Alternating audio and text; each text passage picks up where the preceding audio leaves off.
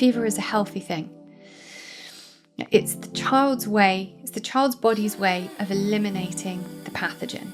When the body burns high enough, it can burn off the virus. That is the purpose of the fever. And that's why the idea of artificially bringing down a fever with antipyretics is in complete contradiction to what the child's body is trying to do. The immune system is it's an extremely intelligent system. And if we support it, just support it, not try to do anything different to what it's trying to do, but just support it, which is what I'm going to take you through now and how to do that, then it's an extremely healthy thing. The body needs to remove the pathogen.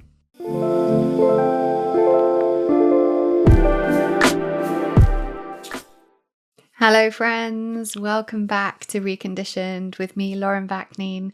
I'm so happy to have you here. If you are a newbie, welcome. Thank you for being here.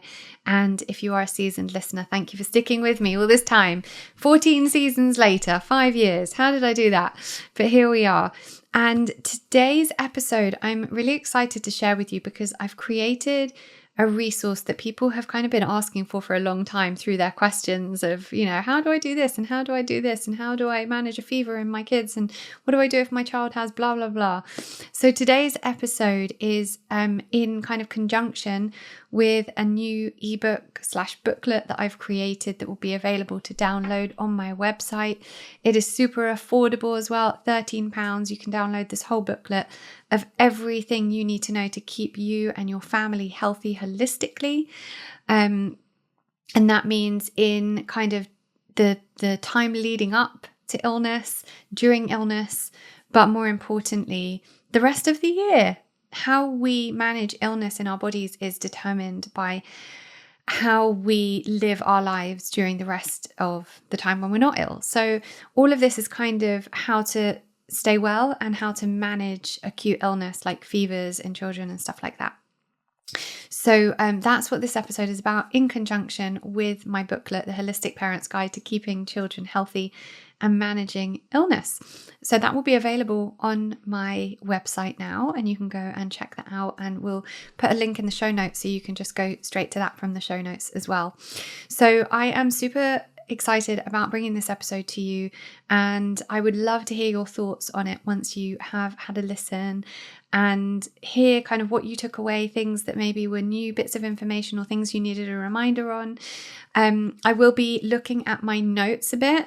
I don't do kind of like full script episodes, of course. It would take far too long to write a script for this, but I will be reverting back to my notes to make sure I don't miss anything, because the worst thing is when I do an episode and I quite like to ad lib, as you probably know by now, and then I miss a bunch of stuff. So I'll be like kind of referring to my notes every so often. And I really would love to hear how you feel about this. Before we get into it, I do want to do one of those very annoying disclaimers that I wish I didn't have to do. But I'm going to do it just for the safety of myself, I guess. Disclaimer, I'm not a medical professional. So any advice I give you here is based on my own experience.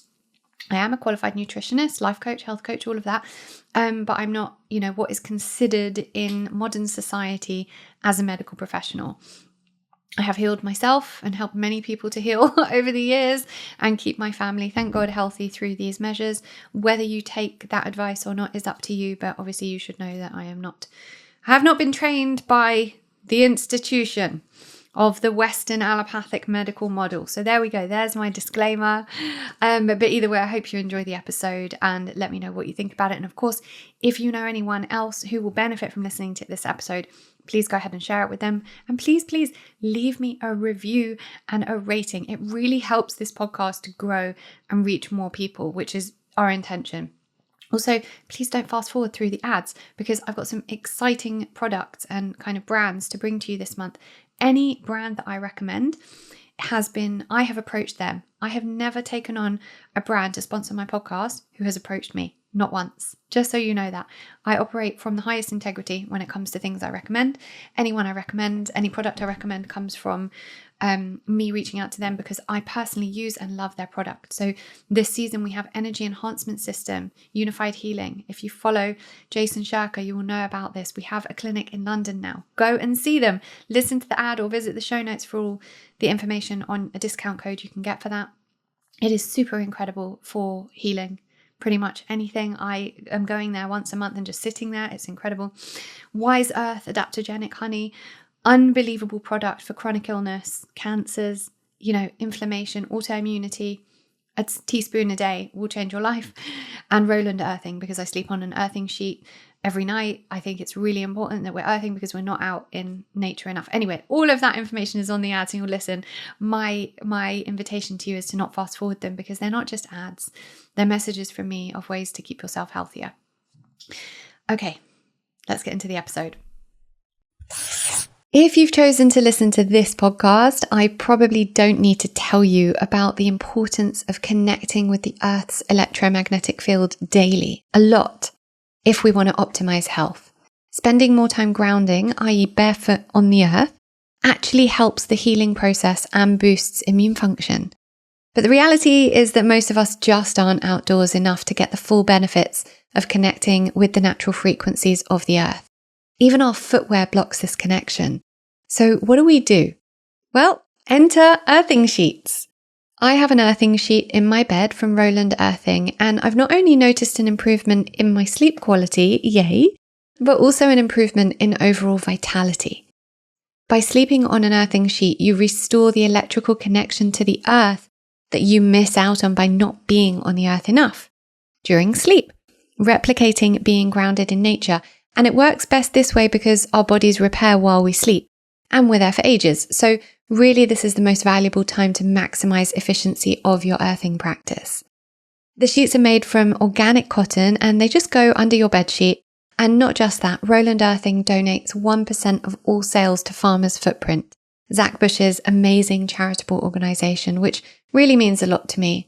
Earthing sheets are also said to be really great for children with sleep issues and cognitive challenges. So all in all, I couldn't recommend these earthing sheets enough. And you can get a 5% discount by visiting rolandearthing.co.uk. That's ROWLAND earthing.co.uk. And use the code Lauren5 to get a great 5% discount off your first order. Okay, welcome back. Here we go with how to raise your family holistically, I guess, and manage acute illness. And before we actually go into acute illness or infectious illnesses, as I said before, what I want to do with this is to teach you, or to guide you, I guess, in how to live holistically year round, and the most important things that you need to do to keep your body and your family's bodies healthy year round. That is the key. It's not just about addressing illness when illness comes.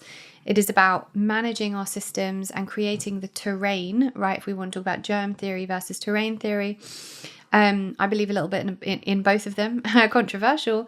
There are germs, but the terrain theory is correct in that it is the state of your terrain, i.e. how you keep your body, that will determine how sick you get. But the terrain theory in that it means you can't, and how they speak about it, I don't always agree with, because it doesn't mean you're not going to get sick if you come across a pathogen and your immunity is low. So we're going to get into all of that. But first, we're going to get into focusing on the 6 steps I believe we need to focus on to create a holistic lifestyle. And they are nutrition, reducing exposure to toxicity, light, nature, joy, and intuition.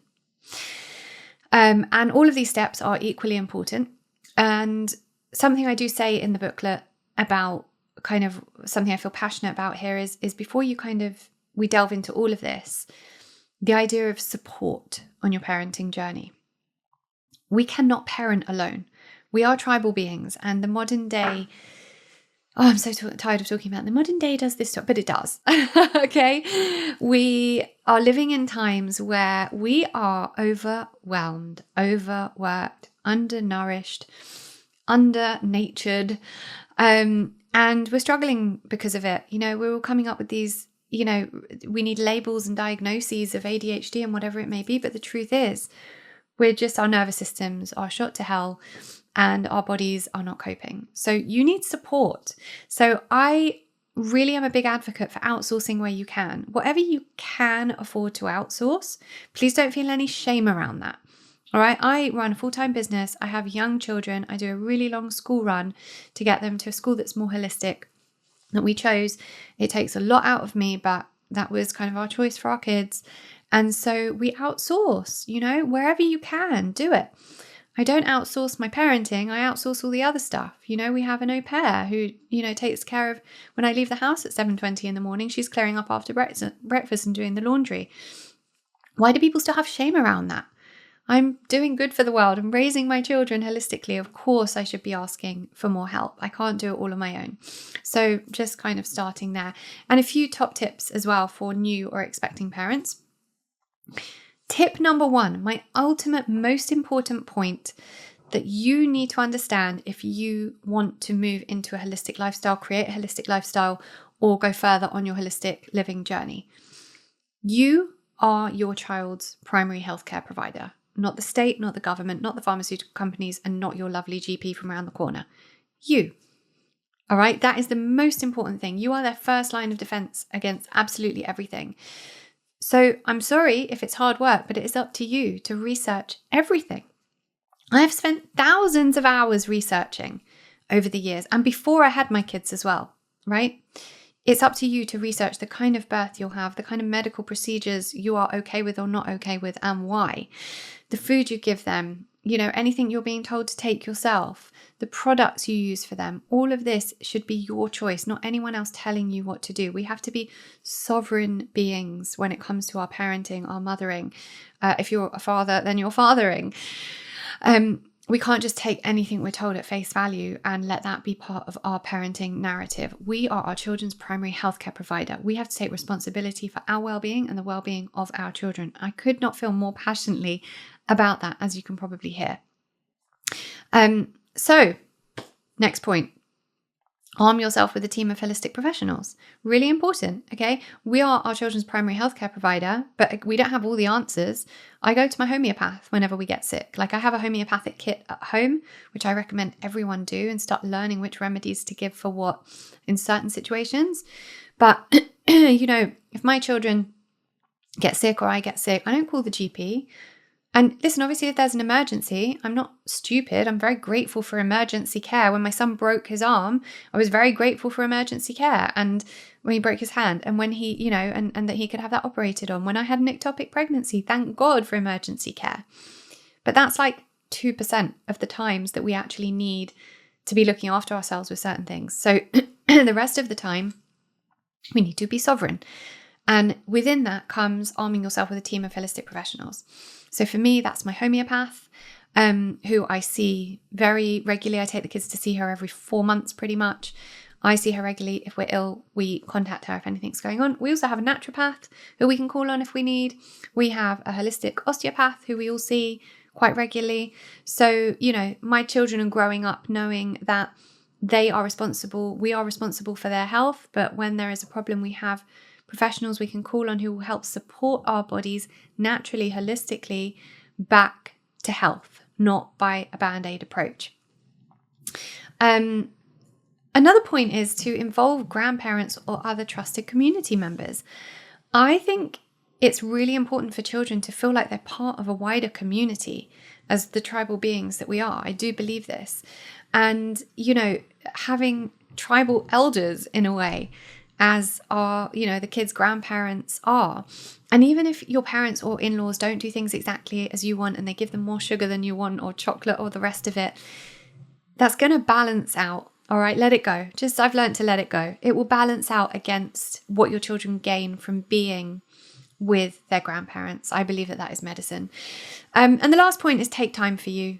We cannot pour from an empty cup, so they say, but I don't believe that. We do pour from empty cups as mothers. All the time, because we give and we give and we give and we carry on giving regardless of what we've got left in us. But that is not good because then we can't stay healthy. Taking time for you isn't just, when people talk about self-care, it's not just having a bubble bath. Taking time for you means doing things that you enjoy, things that fill you up, things that are going to be beneficial for you, courses, retreats, whatever it might be. If you're showing up with an unhealthy nervous system, I don't care how many supplements and how much good food and healthy food you're doing and what school you're sending them to or how much you're homeschooling. If you're modeling an unhealthy nervous system, your children can't be healthy. So self-care isn't just a buzzword. It is essential for parents. Okay, so let's move on to step number 1, which is nutrition. And this is quite a comprehensive episode, guys. I'm really packing into this everything I believe that we need in order to keep our children healthy and keep our families healthy. Now, what I'm not going to do is go into every single point about nutrition. That's all in the booklet, and the booklet will enable you to kind of have it there, for just every day, keep it in the kitchen or whatever, tick things off, revert back to it when the kids are ill. There's the whole section about that. So I'm not going to go through every point about nutrition here, but I am going to go through the most important points that I believe are the most important points. So most important point number 1 with nutrition, where we start, where I always begin with my clients, my ladies in the Rise membership, is you don't need to commit to any fads or labels or plans or, anything, any sort of identity you have around food. Like when I was vegetarian, I loved carrying that identity. I think it was even in my Instagram bio, proud vegetarian, or like something, wanky like that. You don't need to have an identity around food. You need to eat real, whole foods, whatever that means to you, right? If you are vegetarian, fine. Knock yourself out, however that works for you, whatever you feel you need based on your beliefs and, your belief system, your culture, your whatever it is for you, that's fine. But don't hold an identity around it that makes it like a thing. Okay, by identifying as I'm vegetarian, I'm paleo, I'm keto, you are not that thing. You just follow a thing like that. It creates resistance. And I believe that energetically we miss out on important information when we identify so heavily with, a way of eating. And, I also believe that our aim with anything is to get back to that place of interoception when it comes to food, when it comes to anything. Interoception, the inner knowing, that your body knows what it needs and what it doesn't need at any given moment. So I know what I shouldn't eat, or I know what's going to make me feel not good. That is interoception. And this is great modeling for our children to teach them how to really tap into that innate wisdom of what we need and not what we don't need. Not because a textbook said it, but because our bodies know what we need to eat. I had to go back to being not vegetarian because my body was saying, no, this isn't working. So, I just knew from my body that it needed that. And I just think this is such a key point of eating, coming back to that place of knowing, of interoception. I'm a qualified nutritionist, and I have never once measured, weighed, used any sort of tracking metrics, none of that. It has to come from within. So that is the first point when it comes to nutrition for me.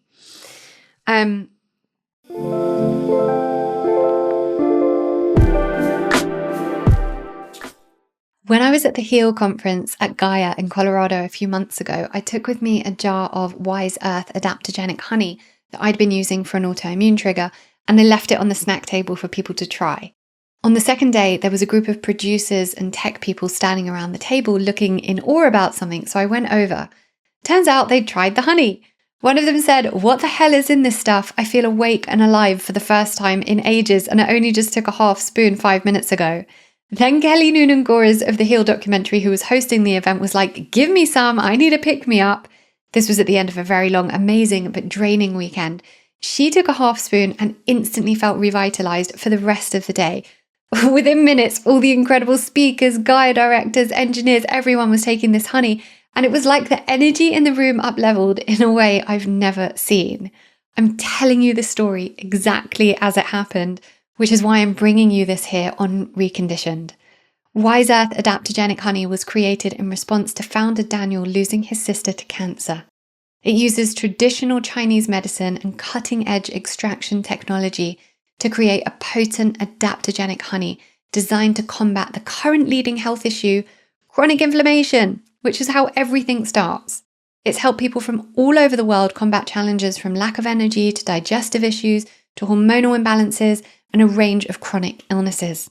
It uses the absolute best quality honey as a carrier of adaptogens such as reishi, chaga, and cordyceps to enhance both bioavailability and taste, ensuring maximum potency and effectiveness. Mix it into your coffee, whack it in your smoothie, or just take it neat on a spoon. You only need a little bit a day for the effects to work. And as I've seen from those around me and my own experience, those effects are huge. So visit wiseearth.uk, that's WYSE, earth.uk for UK or .com for US, and use code Lauren10 for a 10% discount.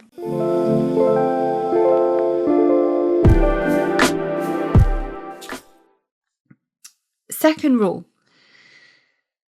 Would my ancestors have eaten this? Now, I get it. Your ancestors wouldn't be going out to a restaurant on a Saturday night, of course.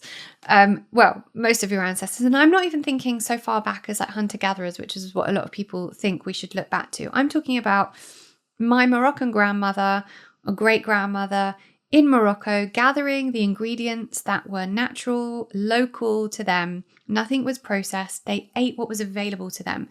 So why did Moroccans have so much spice in foods and much cinnamon and fruits? They put dates and prunes inside the meals, inside the savory meals, because that's what was available to them. Olives, olive oil. So I think, back to that, and I think my grandmother was baking bread. She didn't know anything about gluten intolerant because the gluten wasn't poisoned. The wheat wasn't poisoned. My ancestors have been eating bread and baking bread for God knows how many thousands of years. So when I'm thinking about whether I'm going to eat something, if it's got 17 ingredients in a packet, then I'm probably inclined to say, don't think my ancestors would have eaten this, and it's probably not so healthy if it's this processed. And I kind of go by that rule. Now, obviously, you can live like an 85-15 lifestyle, which is what I do. We do go out for dinner. We have the odd takeaway. But on the whole, we're eating real whole foods. Again, no fads, no labels, no anything. Just, is it real food? And get it locally if you can. The most important point when it comes to nutrition is eating organically, or what I call food. There's food and there's non-organic food, right? Not organic food and food. It's the other way around. If you're not eating organic food, what you have to remember is that you're consuming chemicals with every bite, toxic chemicals, whether that is the pesticides and insecticides used on fruit and veg, right? Glyphosate, 85% of the world's fresh produce is grown using glyphosate now, which is a poison. Monsanto, who manufacture it, have paid out billions of dollars in compensation to people who have proven that their cancer is as a result of glyphosate on their food. Meat, non-organic meat is usually reared with steroids, growth hormones, antibiotics, and now in the UK we have the bova feed additive, which they're adding to dairy cows as well. You're consuming that with every mouthful, right? If you could see the pesticides, if you had a bottle under your sink with a massive black X on it, which is what glyphosate would have when it's in a bottle, you wouldn't let your kids go near it. So we have to consider that in the food that we're giving them. And I know people say, well, organic's more expensive. Yes, it is. Where else are you spending your money?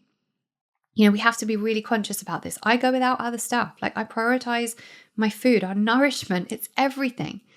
Because if someone gets sick later on down the line because they've got so many toxic chemicals in their body, then what? Then, think about all the money and all the everything that you're going to have to do. There are always things. Listen, if you are living in extreme poverty, of course, I am not suggesting that you can go and buy organic food. Of course, you just have to survive. But for the majority of people I meet, there's always something that they can compromise, that they can sacrifice. A gym membership you don't use, having your nails done, having your hair done, every few weeks, whatever it is, that new outfit. If you kind of can add £50 a week to your shopping, you can get most of the stuff organic. We also have to think about, non-organic meat, the energetic vibration of those animals kept in those conditions. Energy transmutes. So if the energy of that animal is fear and sadness, then we're going to be consuming that as well. So, and again, coming back to kind of the intolerant to dairy, intolerant to wheat, I used to be intolerant to all of those things. Why am I not intolerant to them now? You shouldn't stop being intolerant to something if you have an intolerance, right? It's because this whole intolerance situation is kind of a fad as well. We're not intolerant to these things in their natural form. We're intolerant to how they're grown and created and manufactured and processed. A good quality raw organic milk, organic raw milk from A2 cows that you're drinking like that before it's gone through the pasteurization, homogenization process is going to give you lots of benefits. Most people, once they've cleaned their body out of all the chemicals that are in it, have been, so-called intolerant to dairy before, can then have raw organic milk. So I use this kind of bathtub analogy for the toxic overload, because when it comes to nutrition, and by the way, I'm not going to go on about nutrition for much longer. This is kind of nearly the last point, as I don't want to focus this whole episode on that. But I think this is really helpful to understand the bathtub analogy for toxic load, because toxic load is when our body, it displays illness. So if you imagine a bathtub being filled with water, so the tap's on, the drain is out, the water's just going down the drain. It doesn't matter how long the tap's on. If the drain's open, the water will just keep flowing down because it's water. Now imagine you add into the bath a whole bunch of stuff that was never meant to be in that bath, like tar and sludge and God knows what else, melted chocolate, I don't know, like marshmallows. Just add a load of stuff to the bath that you can imagine.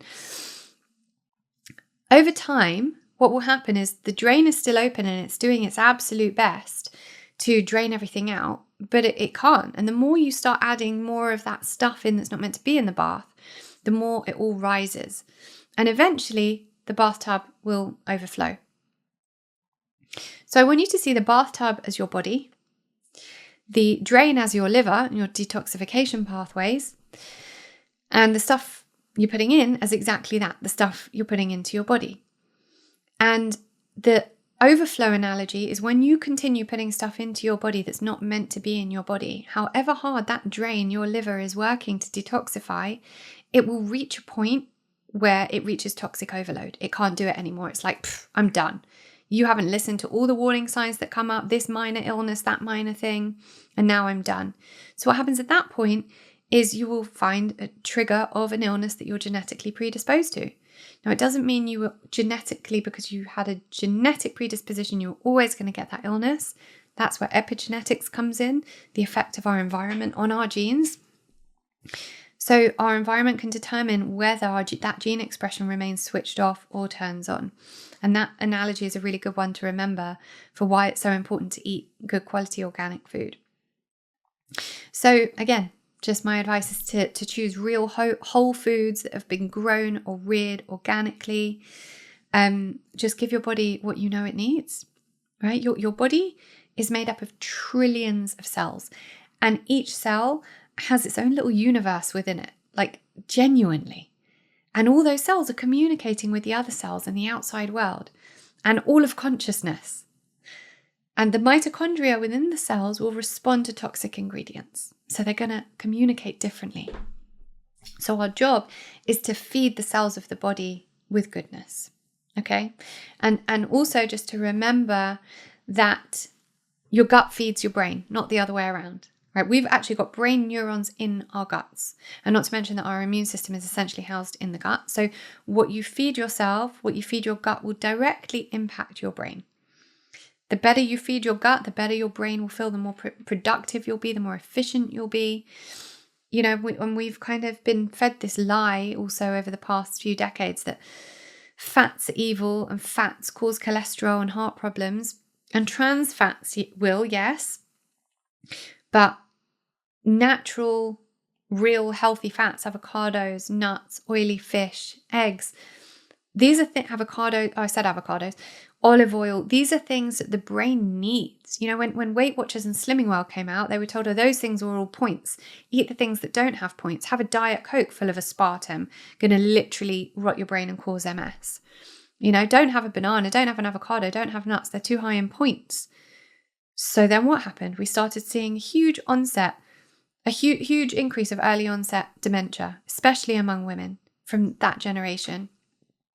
You need omegas. Don't underestimate the importance of omega-3s in your diet for you and for your kids. They help the body to absorb the fat-soluble vitamins A, D, and K. So without enough omegas from healthy fats, you cannot absorb or synthesize the vitamin D from the sun. I was talking about gut and brain, and I kind of went off onto omegas, but the gut is so important. It feeds the brain. ADHD symptoms, any of these things are going to be impacted hugely by what you feed yourself. And omegas also really are great for tooth health.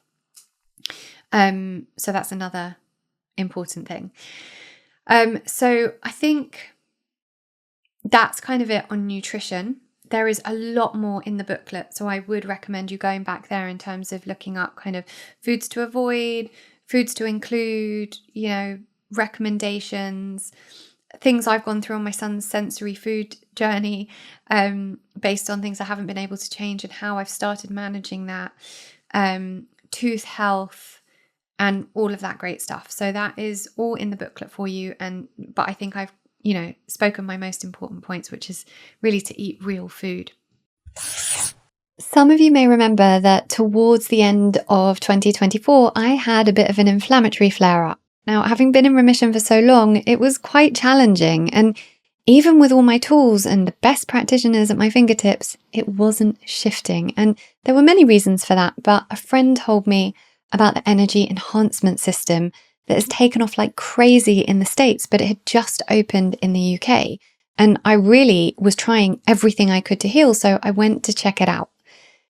Honestly, safe to say, I've never looked back. And if you're suffering with anything from autoimmune conditions to mental health challenges to cancer, even if your pet is unwell, please stick with me for 60 seconds while I tell you what this incredible system of healing is.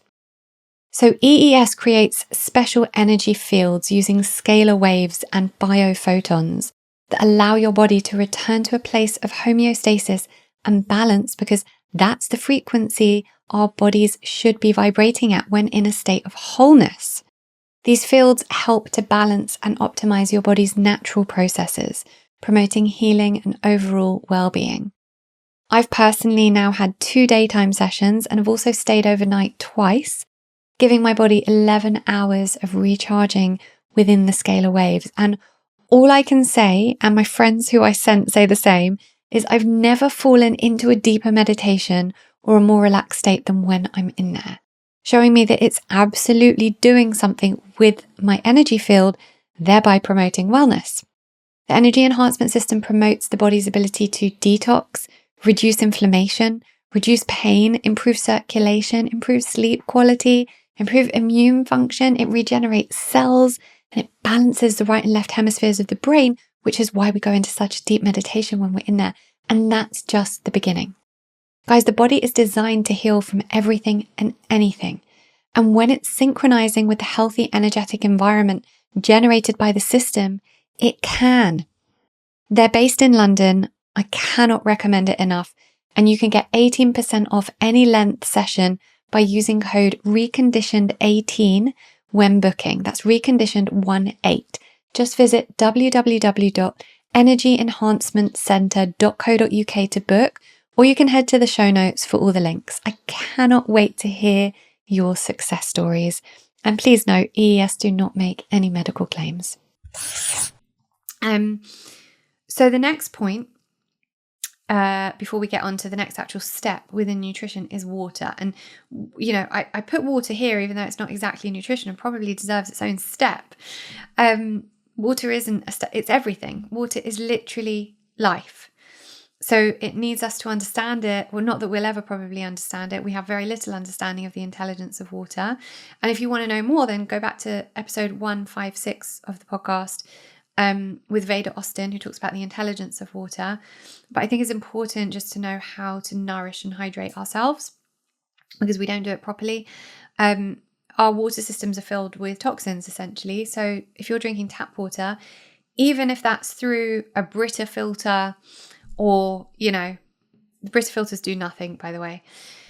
When the water that, was full of minerals and goodness, and it was alive because it was rushing down the mountains through the springs, and then it goes through all our manky pipes and up to our taps, it's lost its life force by that point, right? First of all, it's taking all the rubbish from the pipes itself, the rust and the grossness that's in there. And then it comes, and then they put fluoride, chlorine, 70 other toxins are found in there, as well as high levels of estrogen, which is one of the reasons that girls are starting periods so much earlier these days. So we have to be really conscious about having a really great water purification system and filtration system, so that we can really make sure that what we're hydrating our body with is actually hydrating us and nourishing us. So my water systems will be in the show notes. I will put the one there that I recommend. It's so important to not have fluoride in our tap water or in our toothpaste. It is a neurotoxin which calcifies the pineal gland. The pineal gland is the seat of the soul. It's said to be the thing in the human body that connects us with the beyond. So, of course, it makes sense that those who don't want us to be connected and aware and alive would block that in us. And so that's one of the most harmful chemicals in water. But essentially, once the water has come out your tap, it's filled with toxins and hormones and a bunch of other stuff. You need to have it purified, and then you need to remineralize it, because this is what we're doing wrong as well. We're drinking water that doesn't have enough minerals in it. So you can just sprinkle a bit of Celtic sea salt, or you can get some trace minerals or fulvic minerals and add that. We decant ours. I've got a great reel on Instagram about what we do with our water, by the way. We decant ours from the filtration system into a big glass jug, 4-litre glass jug every night. We add the minerals, and then we let it sit next to our summer Vedic, which reduces EMFs in the house, and it also restructures water. So you can go over to my Instagram and look about that, and I'll put that information in the show notes here as well. Of course, if you can get water from fresh springs, that is the best thing you can do. There will be no way of hydrating your body in any better way. But for those of us who can't always get to springs, then filtration system is probably your best bet. Okay, so that's it for nutrition. Next step is toxicity, reducing your exposure to toxicity. What does that mean? We are exposed to lots of toxins in these lives that we lead, and there are many that we can't do anything about. So my biggest rule when it comes to living holistically is mitigate where you can. There's, the 5G masts going up and the Wi-Fi in your neighbor's house and all the things, the chemtrails, all the things you can't control. There's no point worrying about those. We can campaign against them and we can kind of get involved in doing stuff to reduce them. But what we can't control, we don't focus our energy on. We keep our energy on belief that everything else we're doing will nourish our body and strengthen it. But we control the things we can. We mitigate where we can. So whatever we do have control over, based on there being so many things we can't control, we have to know that we have to do everything we can to control things we can so that we can support our bodies. So one of the first things is EMFs, of course, electromagnetic frequencies, which are coming from screens, electricity, Wi-Fi, 4G, 5G, all of that, even, just basic electricity in your home.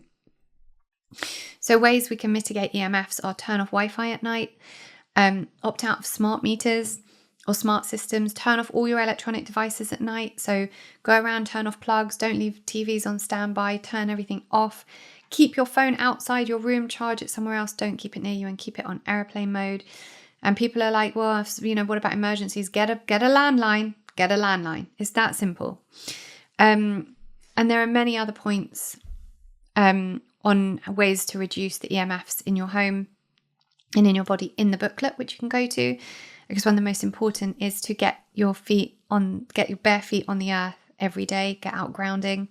Again, Roland Earthing, who is sponsoring this season, have an amazing earthing sheet that you can put on your bed, and it helps to create more of that earthing when you can't get out into nature as much as you would like. So head to the show notes because there will be a discount code for that there. And again, loads more information of this in the booklet. But the other points within reducing exposure to toxicity are from food, which we've already spoken about, and the two most important, artificial fragrances and body products. Artificial fragrances are potentially some of the most toxic things you have in your house. One of the things contributing to ill health and endocrine disruption, therefore, hormone issues more than anything else potentially in your home other than artificial sweeteners. Reed diffusers, candles, and dare I say it, the absolute horrific the Glade plugins. If anyone still has those, have you been hiding under a rock? Where have you been? Take it out your wall. I'm going to give you a minute. Go now, take it out of your wall and go and throw it in the bin outside. Not in your indoor bin, in the bin outside. Get rid of all your Reed diffusers, and I don't care if they're from Jo Malone or they're from Diptyque or where the hell they're from. They're artificial fragrances. Anything that says parfum is an endocrine disruptor. It is not good for you. You can use essential oils, which make your house smell just delicious. So we don't need to use artificial fragrances that are filled with stuff that's disrupting our endocrine systems, stopping our children's bodies from growing and evolving properly. And just like with the EMFs are stopping, when children sleep, when we sleep, we repair. If anything is interrupting that repair process through the cells in our body, we can't repair fully, which is why we have to reduce all of this as much as possible. And the same with cleaning and hygiene products. Make sure you get natural products. I have hundreds of recommendations on my website. If you haven't yet been to my website or you don't know, I've got a page called LV Recommends, and in there you'll find categories to make it easy for you of all my recommendations. There's body products, beauty products, children, pregnancy, supplements, water, any recommendation you could want, there's a category for it. Okay, step number 3 is light. So we spend so much time indoors, we don't get enough natural light, and we're at the mercy of artificial blue light from LED lighting and fluorescent lighting all the time. But we have evolved to need sunlight in order to regulate our circadian rhythms. So the body suffers when we don't see sunlight. And even if it's cloudy, the UV rays are still coming through. So it's really important for us to get sunlight in order for the circadian rhythm to operate effectively and efficiently. So if you think about our ancestors, they would have gone out in the morning when it was light, and towards midday when they were, kind of working the hardest, the sun is at its highest. And that, when the sun is at the highest and the brain registers, that's when the body is creating more cortisol, which is the stress hormone. Now, we don't want to keep creating cortisol. Now, so cortisol gets created in as much amounts as the body needs, small amounts, but enough to get us through the day of, what would have been hunting then, but, now for us to do all our daily things. And as the day goes on and the sun starts going down, cortisol starts dropping. The second you see overhead lighting, artificial blue light, cortisol goes back up again. And what does it do when cortisol goes up? It pushes melatonin down. Melatonin is the sleep hormone. So if your kids are on screens at night, or even if they've got bright overhead lighting before bed and you're wondering why they're not sleeping properly, this is why. Optimizing bedtime is so important. So we have in our house blue light free lighting, and we also have lamps everywhere. So after dark or towards dark, we really shouldn't be seeing overhead lighting, because then the brain registers that it's midday and it needs to create more cortisol. So if you have lighting at eye level, that really helps the body to reduce cortisol and increase melatonin. So light is super important. Getting out and seeing the sunlight. When the sunlight hits the retina of the eyes, that's when we start producing vitamin D.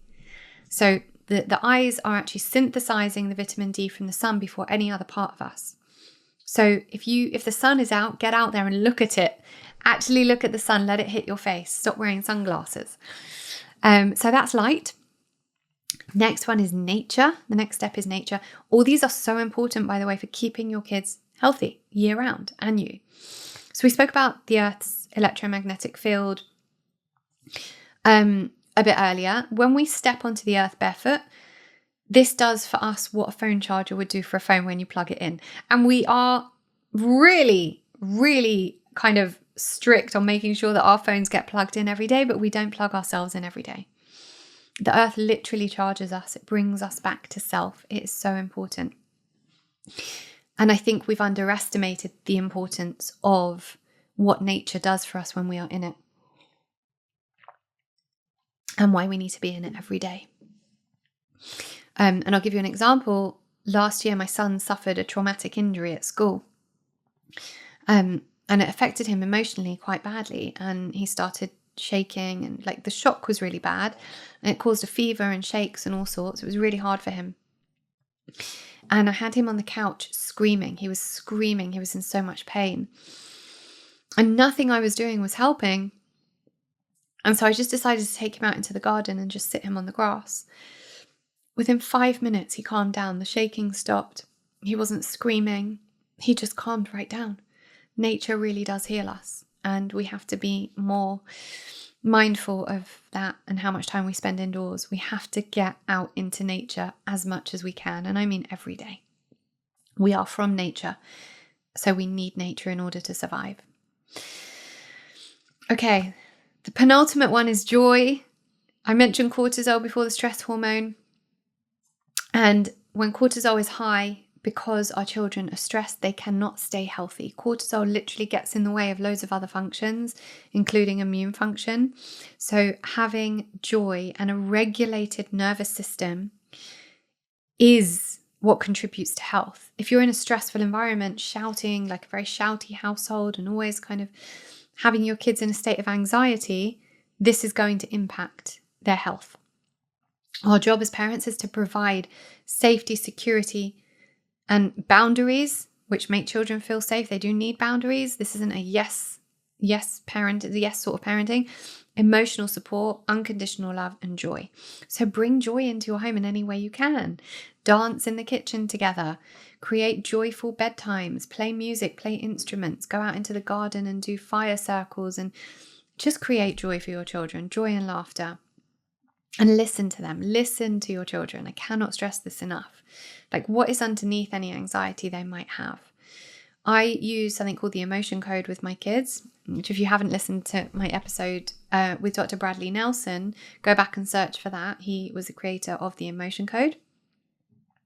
And I have the book, and I do this with my kids all the time. It's about somatically removing emotions from the body so that the emotion's gone and they can just carry on kind of being in a high vibration, because emotions aren't how we feel about something. Emotions is what happens to our body as a result of, let me rephrase that. Trauma isn't the emotions we feel about it. Trauma is what happens to our bodies as a result of something that happened to us. And trauma continues when we live and exist within the emotion of something that's bothered us. And the emotion actually exists in our bodies energetically. So if we remove that energetically, somatically from the body, the emotion's left. And I find this such an important part of my practice with my children, of helping them to be emotionally intelligent, to stay aligned, to find joy, to be in high vibration, and to be able to process and express their emotions. Okay, our last one is intuition. I believe that at the very root of it all, the reason why so many children are sick today is because mothers have lost their connection to their innate wisdom, which is intuition. Intuition is the sacred gift of the feminine. And we've lost that because we have somehow started to believe that we're not powerful, and we're not wise, and we're not sages, and we're not these incredible beings that have so much access to intuition. We've forgotten all of this because doctors and, governments and pharmaceutical companies and whatever tell us what we should do and what we shouldn't do. There is nothing as strong, powerful, and magical as a mother's intuition. Ancient tribes used to revere mothers as the sages within the community, and we've lost all of that. We've been led to believe that we have to take our children down a medical route for absolutely everything, and we don't know how to manage that, but we do. Arm yourself with the tools. With enough of the tools, like having the homeopathic kit at home, knowing what remedies to use, all of the tools, and you will know what to do in any given situation, Like, the thing that I have heard so much over the years from women who come to me is, such and such medical intervention doesn't feel right to me intuitively, and I don't know why. I know nothing about medicine, but it just doesn't feel right for my child. Can you help me? That's your intuition.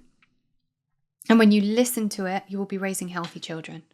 And that was my mum's story. The only reason that I'm here doing this today is because my mum said no to the steroids when I was 2 years old. And the doctors said, this is the only thing to treat juvenile rheumatoid arthritis. And you have to give it to her because otherwise she'll end up with deformities. And my mum just said, no, it doesn't feel right. Just doesn't feel right to put these high doses of steroids into my 2-year-old. I'm going to go and find another way. And she went and found homeopathy. And that choice saved my life because, yes, I did still end up very sick later on, but that's not because of my mum's choice. There were many factors that led to that, which I talk about in other episodes and, in talks that I've done that you can see on my YouTube. But her declining the steroids meant that I didn't have a bunch of secondary conditions to deal with. And, the steroids that cause deformities and, bone erosion and so many other things, thank God, I didn't have to then manage that as well. And that just came from my mum's intuition. She didn't even think about it too much. She was like, it just doesn't feel right, and I'm going with that. That's what we need to get back to, right? It's up to us to make better choices for our children. And so we have to come into a practice where we feel into that more. And this is something I do with my ladies on the Rise membership. We talk about intuition all the time. We do practices to connect us more deeply to our intuition. And such a huge part of parenting. Don't let anyone make you believe that your innate intelligence isn't the most intelligent system in the world, because it is. And you just need to bring yourself back to that. Okay, so we've tackled the six steps to holistic living. Now we get to move on to managing acute illness holistically. The first most important point about managing illness holistically is to remember that children are meant to get sick every so often. It's okay. We live in a world filled with toxins, and a normal, healthy immune system will have to find ways to remove those toxins, to eliminate them from the body every so often. You know, when the body feels like it's reached a threshold of toxicity that it can't manage anymore, it needs to eliminate it. Now, if the same time as that this is happening, there is a pathogen around the child, then they may display symptoms of illness. And this is what I meant by maybe the germ theory and the terrain theory both exist, right? A pathogen is basically a germ.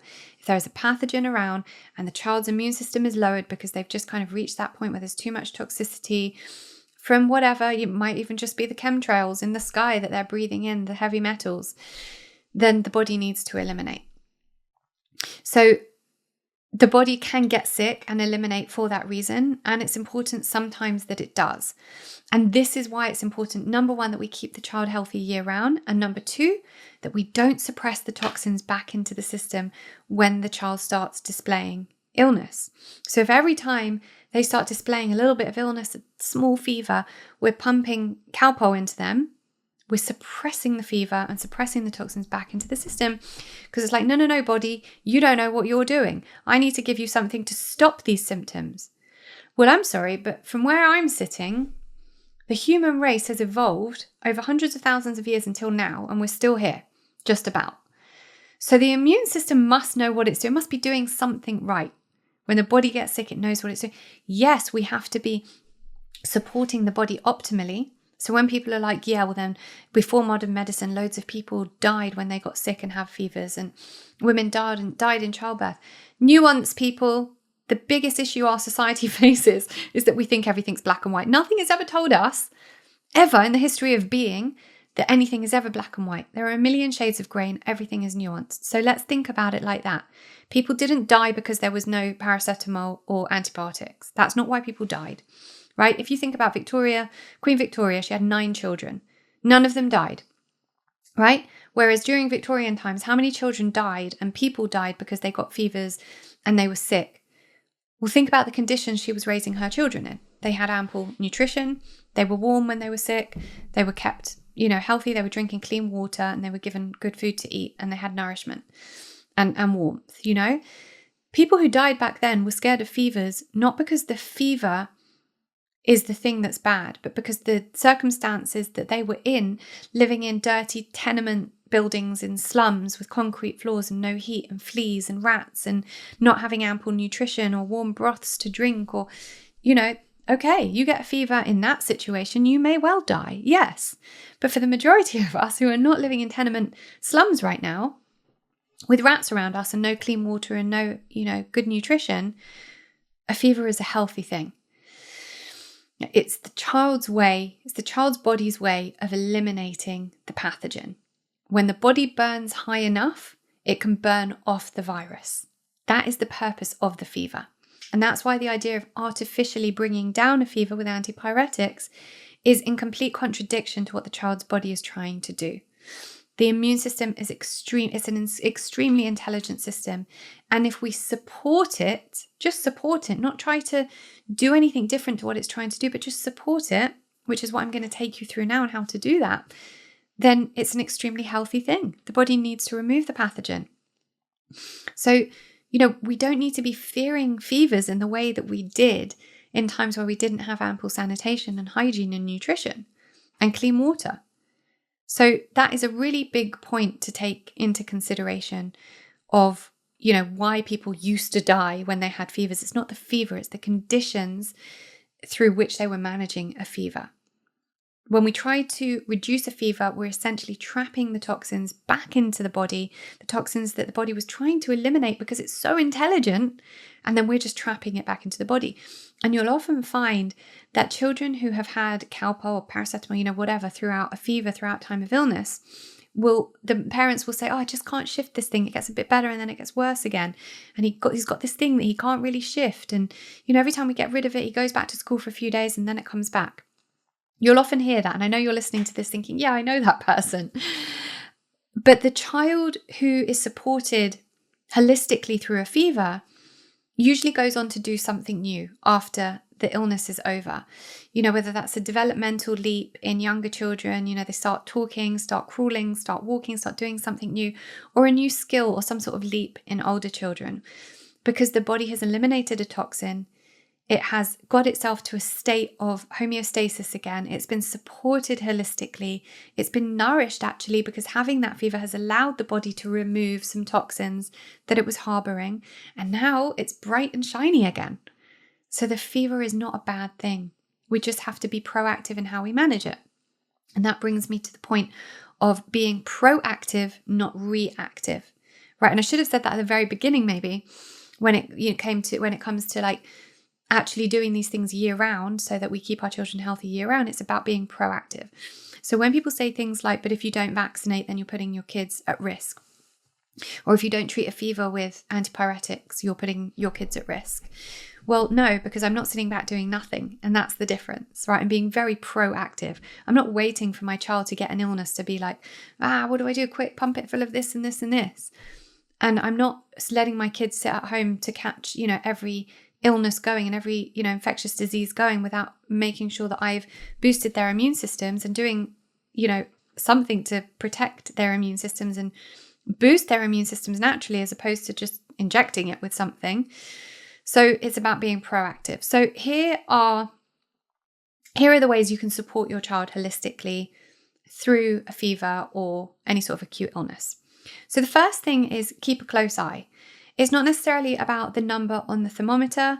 It is more about how the child's reacting. So if they start going blue in the lips or the tongue, or they're really floppy, really super lethargic, then that might be cause for concern. That might be time to take them to the hospital. Now, my son personally goes floppy and gets lethargic, but I know the signs to look out for in him.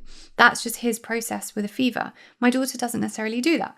Not that she, thank God, has many fevers, but when he gets like that, I kind of know how to manage it. So, but it's about watching the child and understanding what their bodies are doing. And again, being proactive, being sensible.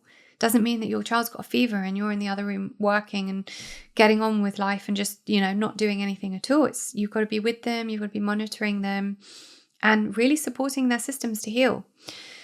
The next thing is to keep them cool but not cold. So loose cotton clothing, cover them maybe with a muslin cloth instead of a blanket.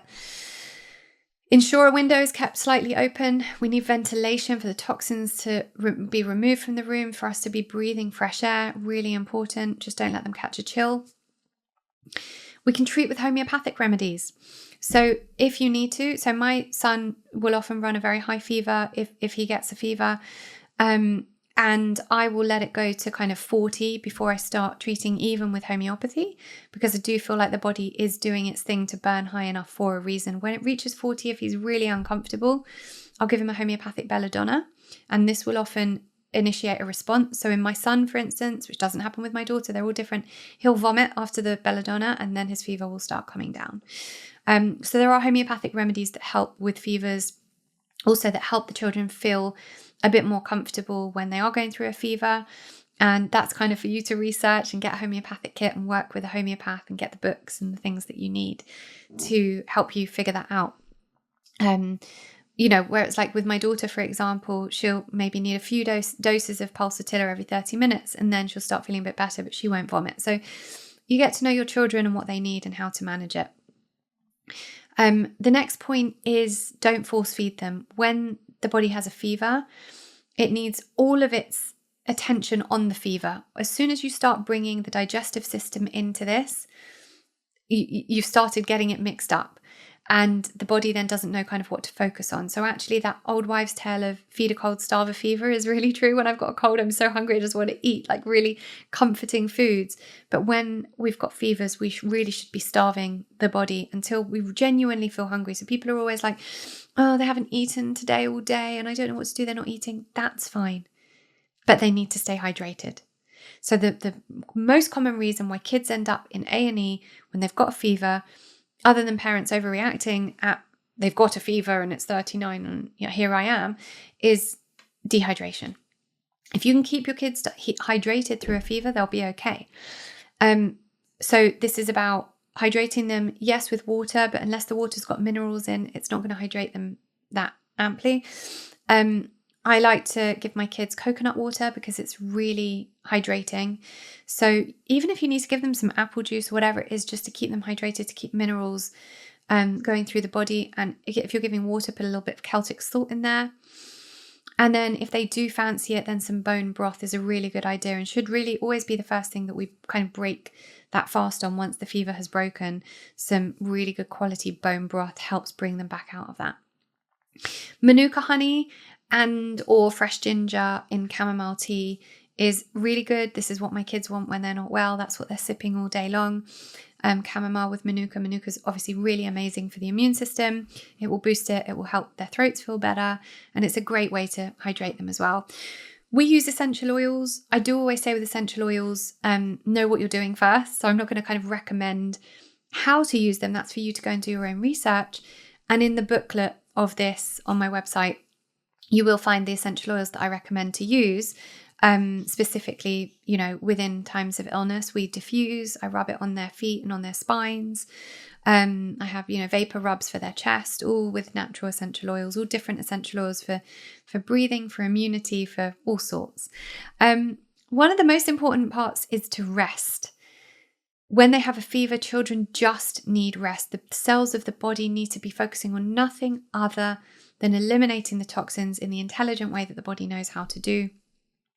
So just don't underestimate the importance of rest. And within that is don't rush their recovery. A lot of parents are like, have to go back to work. So the next day after the fever's passed, the kid goes back to school and they're not ready. The immune system is not ready to be around other pathogens. It's also not ready to not be in a state of rest. I always give my children one extra day over what most people would just to have that rest. And the school's always like, why are they still not in? I don't care. Children need rest to recover fully. If you give them that extra day or two, you'll see them bounce back better than, they would have done otherwise. Skin on skin attachment is skin on skin and attachment are really important things. If your kid's running a high fever, just hold them on your body naked so that your body temperature regulates their body temperature. I know it's hard if you've got other things to do, but these things don't last long and they need you. It doesn't last forever for our kids being kids.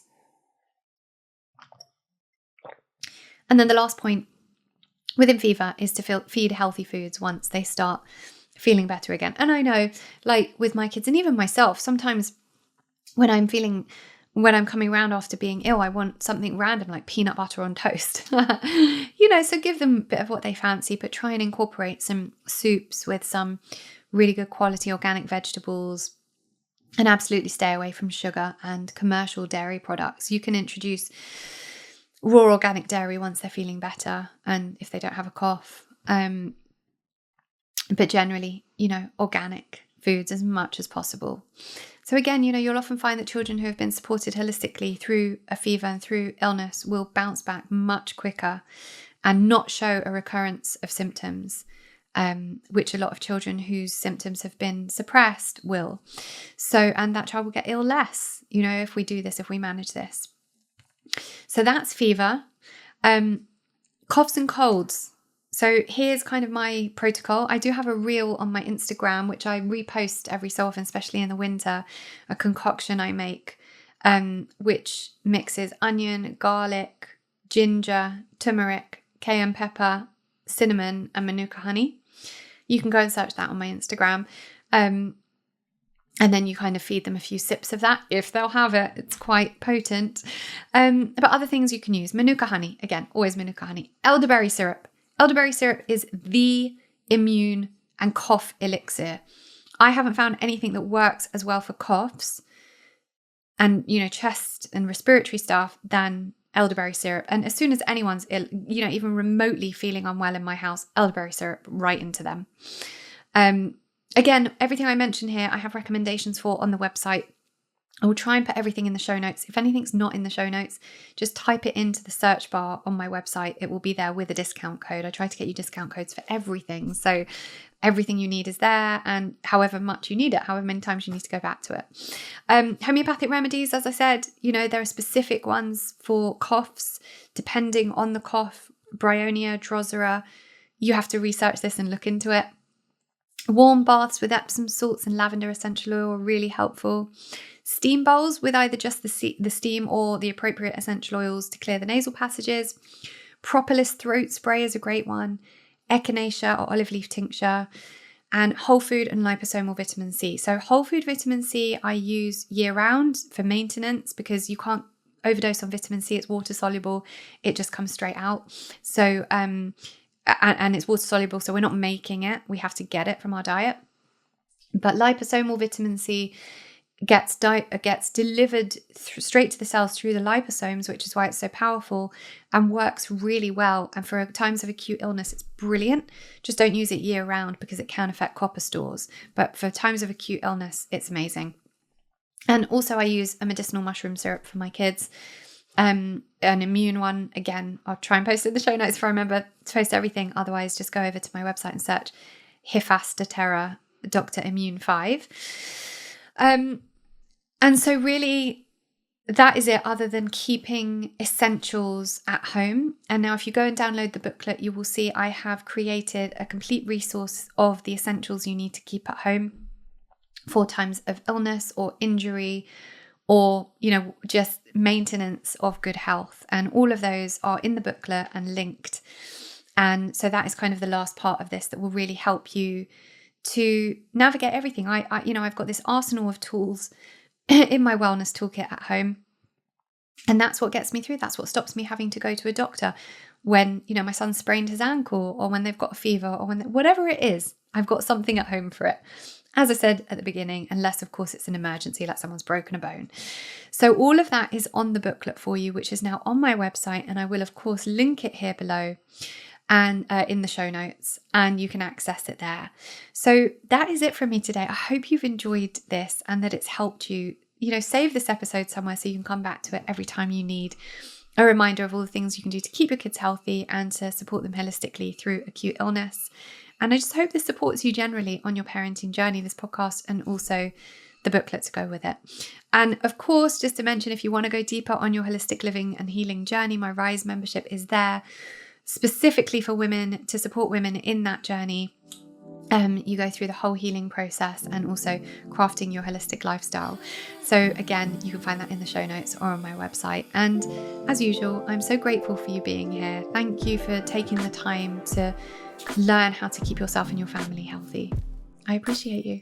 I hope you enjoyed this episode of Reconditioned. I am honestly so grateful to each and every person that tunes in. Thank you also for taking responsibility for your own well-being. You should know that just by choosing to listen to podcasts like this that further your well-being, you're moving more deeply into abundance consciousness. Now, don't forget, I have a bunch of free resources over at laurenvakneen.co.uk, as well as every recommendation you could ever need in regards to your well-being on the LV Recommends page, all categorized for your ease. Thank you also to our sponsors. These episodes would not be possible without them, so make sure to check them out and get some pretty awesome discounts on the show notes. And of course, make sure you're subscribed to the podcast so that you can get updated each time a new one is released. Thank you. I appreciate you.